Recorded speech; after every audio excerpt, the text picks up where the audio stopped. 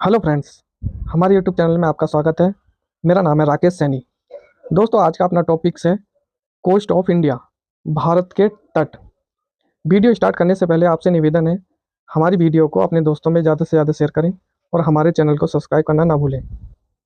Start करते हैं। Coast coast की बात करें तो भारत एक पेंसुलर पार्ट है। भारत क्या है? एक प्रायद्वीपीय भाग है। अब प्रायद्वीपीय भाग क्या होता है? जल तीन ओर से घिरा भाग क्या कहलाता है? पेंसुलर कहलाता है। अब अरब सागर प्रायद्वीपीय दुनिया का सबसे बड़ा सागर है, जबकि भारत जो आता है पेंसुलर में ये दूसरे नंबर पर आता है। कोस्ट ऐसा संकरा भाग जहां समुद्री और स्थलीय भाग जब आपस में मिलते हैं उसको क्या कहा जाता है? तो उसको तट कहा जाता है। अब तट जो होते हैं ये इंडिया में कितने होते हैं? तो ये तट जो है 13 राज्यों में फैले हैं। अब जिसमें 9 स्टेट हैं और 4 क्या हैं? केंद्र शासित प्रदेश हैं। जिसमें शुरू स्टार्टिंग में पश्चिमी तट से देखते हैं तो सबसे पहले गुजरात आता है, फिर महाराष्ट्र, फिर गोवा, कर्नाटक, केरल। ये पश्चिमी तट है। और जबकि पूर्वी तट की बात करें तो तमिलनाडु, आंध्र प्रदेश, उड़ीसा और पश्चिमी बंगाल ये पूर्वी तट के हैं। ये 9 स्टेट हैं, जबकि 4 केंद्र शासित प्रदेशों की संख्या कितनी है? तो ये 4 है। कौन कौन सी? दमन एंड दीप, लक्षद्वीप और पांडुचेरी और अंडमान निकोबार द्वीप समूह। ये टोटल मिलाकर कितने हो जाते हैं? तो 13 प्रदेश हो जाते हैं, 13 राज्य। इनमें जो कोस्ट फैले हैं, अब सबसे पहले बात कर लेते हैं, इनके डायग्राम में देख लेते हैं भारत के नक्शे में ये कहाँ कहाँ है। तो पश्चिमी भारत में सबसे पहले नंबर पर आता है मकराना तट। ये विंड एनर्जी के लिए जानते हैं इसको। फिर दूसरे नंबर पर आता है कच्छ का तट। ये भी गुजरात में है, तो ये पेट्रो रसायन के लिए जानते हैं इसको। तीसरे नंबर पर आता है काठियावाड़ का तट। यहाँ पर गिरिवन है, और गिरिवन किसके लिए जानते हैं? तो एशियाई लॉयन के नाम से जानते हैं। अगला है बॉम्बे हाईवे। यह कहाँ है? मुंबई में। और कोंकण तट कहाँ पर है? ये तो ये है महाराष्ट्र के अंदर और गोवा के अंदर। कनारा तट, ये नौसैनिक तट के लिए जानते हैं इसको। कन्नड़ तट भी इसको ही नाम देते हैं। और ये कहाँ है? तो ये है कर्नाटक के अंदर। मालाबार तट, ये है केरल के अंदर।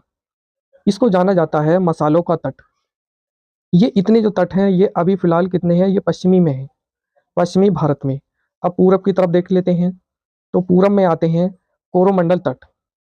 ये सब्जी के लिए जाना जाता है, तमिलनाडु के अंदर है। जाड़ों में वर्षा होती है और लौटते हुए किससे होती है? लौटते हुए मानसून से। अगले नंबर पर आता है आंध्रा तट। इसको ही कटप्पा तट बोलते हैं या उत्तरी सरकार तट के नाम से जानते हैं। ये आंध्र प्रदेश में है और प्राकृतिक तट है ये। अगला आता है उत्कल तट। ये है उड़ीसा के अंदर, तो आंधी तूफान का तट कहा जाता है इसको। दीघा तट, ये ज्वारीय तट है और ये कहाँ पर है? पश्चिमी बंगाल में। अब इसके महत्व के बारे में बात कर लेते हैं। इंपोर्टेंट ऑफ कोस्ट, तट का महत्व। सबसे पहले इसके महत्व में समुद्री परिवेश होता है, पर्यटन का अवसर होता है, मनोरंजन का अवसर, तटीय भाग उपजाऊ होते हैं। अब ये उपजाऊ कृषि के लिए भी लाभकारी होते हैं, मत्स्यन के लिए और मोतियों के लिए भी। व्यापार के अवसर प्रदान होते हैं, परिवहन की सुविधा होती है, उद्योग का विकास होते हैं और रक्षा एवं सुरक्षा के अवसर पैदा होते हैं और पर्यावरण संरक्षण होता है। अब कर लेते हैं कोस्टल इनलैंड यानी कि खाड़ी। देखो ये नकोला आकार का, इसको बोलते हैं क्रिक। ये गोल्फ होती है, ये बे होती है, ये वाइट होती है। वाइट जो है ऑस्ट्रेलिया की सबसे बड़ी रेखा है। कितनी है? तो ये 1920 किलोमीटर की है, दुनिया की सबसे बड़ी वाइट है ये। अगर गोल्फ की बात करें तो मैक्सिसियन की दुनिया की सबसे बड़ी गोल्फ है। Coastal inland in India, Bharat के अंदर तटीय सीमा। तो देखो क्रिक होते हैं भारत के ही अंदर, गोल्फ होती है और बे होती हैं। तीन ही प्रकार के देखे जाते हैं बस इंडिया के अंदर। सबसे पहले नंबर पर ये जो अगर तीनों होते हैं क्रिक, गोल्फ और बे, ये कहाँ देखने को मिलते हैं? तो ये गुजरात के अंदर देखने को मिलते हैं, मकराना तट पर, कच्छ के तट पर और काठियावाड़ के तट पर। अब सबसे पहले हेडिंग डालते हैं मकराना तट, गुजरात।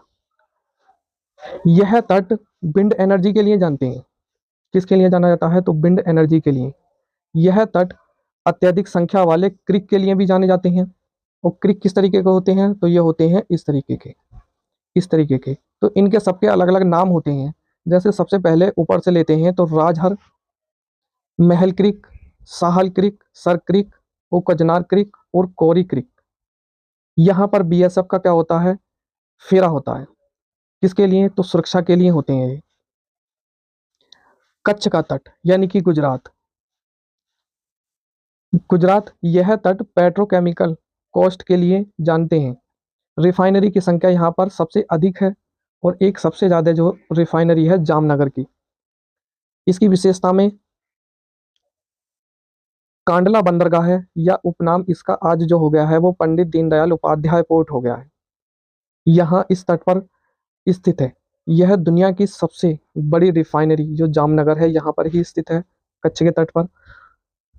और भारत का सबसे बड़ा बायोस्फीयर रिजर्व यानी कि ज्ञान भारती के नाम से जानते हैं, ये भी मकराना तट पे ही स्थित है।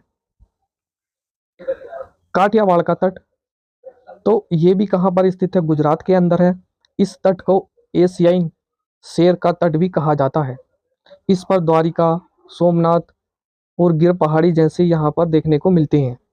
यहाँ पर सबसे ज़्यादा ज्वार आता है। अंडमान और द्वीप समूह यहाँ पर स्थित, सॉरी, दीव एवं दमन द्वीप यहीं पर ही इसी तट पर स्थित है, काठियावाड़ के तट पर। अब बात कर लेते हैं कोंकण तट, कनारा तट या मालाबार तट। कोंकण तट बंदरगाहों का तट कहा जाता है इसको। भारत में सबसे अधिक बंदरगाहें इसी तट पर हैं। तो लगभग कितने हैं? तो ये हैं 52, छोटे छोटे हैं ये। कोंकण तट खड़ा है, जिसके नाते यह बंदरगाहों के बहुत अनुकूल है। ये पश्चिमी तट है, भ्रंश कगार पर स्थित है। और यहाँ पर उत्तरी सह्याद्री जो एकदम सीधे सीधे है, जो इस डायग्राम में आप देख सकते हैं। यहाँ पर उत्तरी सह्याद्री में सबसे ऊंची चोटी काल सुबही यहाँ पर स्थित है और महाबलेश्वर भी यहीं पर स्थित है। इस महाबलेश्वर पर्वत पर सबसे ज़्यादा वर्षा होती है, ये इसकी विशेषता है। बात कर लेते हैं कनारा या कन्नड़ तट। ये कहाँ पर स्थित है? ये है कर्नाटक के अंदर। इसकी टोटल लंबाई कितनी है? तो 320 से लेकर 259 किलोमीटर की है। सबसे अधिक कोस्टल इरोजन वाला तट कनारा तट ही है। नौसैनिक अभ्यास के लिए जाना जाता है इसको। मालाबार तट, मालाबार तट को कयालों का तट, मसालों का तट के नाम से जानते हैं। थोरियम का तट और लेगून झील के लिए भी यहाँ पर जाना जाता है ये मालाबार तट को। दुनिया का कितना है? तो ये 7% है। इस तट पर लेगून झील की श्रृंखला पाई जाती है। लेगून झीलों की श्रृंखला को ही क्या कहा जाता है? तो कयाल कहा जाता है। अब भारत के पूर्वी भाग के देख लेते हैं। कोरोमंडल तट यानी कि कहाँ पर? तमिलनाडु के अंदर। इसकी विशेषता यह है कि यहाँ पर लौटते हुए मानसून पर वर्षा होती है। दक्षिण पश्चिम मानसून जो जून और सितंबर में आता है, यहाँ पर 83% वर्षा होती है। उत्तर पूर्वी मानसून अक्टूबर और नवंबर में 2 महीने के लिए आता है। और यहाँ कैसा क्षेत्र है? तो ये सूक्ष्म चिरहरित वन यहाँ पर पाए जाते हैं, सदाबहारी वन।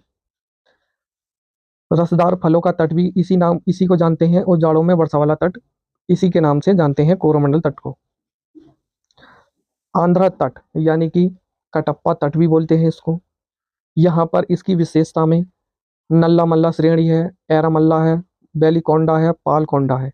ये श्रृंखला पहाड़ों की देखने मिलती है। यहाँ पर ही इसके अंदर आंध्र तट है। यहाँ पर 2 नदियाँ गोदावरी और कृष्णा नदी बहती हैं। उत्तरी सरकार के नाम से जानते हैं। विश्व का सबसे गहरा बंदरगाह है जो विशाखापट्टनम है, इसी तट पर स्थित है। इसे प्राकृतिक गैस का तट के नाम से जानते हैं और कृष्णा गोदावरी का बेसिन कहा जाता है। कोस्टल ऑफ नेचुरल गैस यहाँ पर पाई जाती है। उत्कल तट, ये है उड़ीसा के अंदर। और उड़ीसा के अंदर जो बंगाल की खाड़ी है, यहाँ पे शॉर्ट द्वीप और बिलहर द्वीप भी देखने को मिलती है। चक्रवात का तट, आंधी तूफान का तट के नाम से इसको जानते हैं। यहाँ पर एक चंद्रभागा बीच है, जहाँ पर ओलिव और रेलिडे कछुआ की प्रजाति है यहाँ देखने को मिलती है। दीघा तट, ये ब्रह्मपुत्र नदी और गंगा नदी जो पश्चिमी बंगाल में गिरती है वहाँ पर दीघा तट है। यहाँ पर की इसकी विशेषता है, ज्वार से प्रभावित तट है, ब्यूटी तट के नाम से जानते हैं, और मैंग्रोव वनों का यहाँ पर तट है, दीघा तट। भारत की अगर सीमा की बात करें तो स्थलीय टोटल जो सीमा है स्थलीय की वो 15,200 किलोमीटर की है। ये लगभग कितनी है? तो फ्रेंड्स 17 किलोमीटर के एरिया में फैलती है, वो सॉरी 17 राज्यों के बीच में। जबकि जलीय सीमा कितनी है? तो 7,516.16 किलोमीटर की है। जलीय सीमा से 9 राज्य और 4 केंद्र शासित प्रदेश लगते हैं, तो ये टोटल किलोमीटर की हो जाती है 22,716.16 किलोमीटर। जलीय सीमा भी दो प्रकार से होती है, एक तटीय रेखा पर और एक द्वीपीय रेखा पर। तटीय रेखा 6100 किलोमीटर है, जबकि द्वीपीय रेखा कितनी है? तो 1416.16 किलोमीटर की। ये टोटल कितनी हो जाती है? तो 7,516। यह दूसरे हिंद महासागर तटीय क्षेत्र का कितना है? ये तो टोटल 12% है। एक अलग से टॉपिक है ये, EEZ, एक्सक्लूसिव इकोनॉमिक जोन, विशेष आर्थिक क्षेत्र। तो ये कितना है? तो ये 200 नॉटिकल मील है। किलोमीटर में कितना बैठता है? तो ये बैठता है 370 किलोमीटर। समुद्री क्षेत्र है, समुद्र के अंदर अंदर का। तो दोस्तों आज की वीडियो केवल इतनी ही रहेगी, जल्द ही इससे अगला टॉपिक से लेकर आऊँगा। तब तक के लिए धन्यवाद।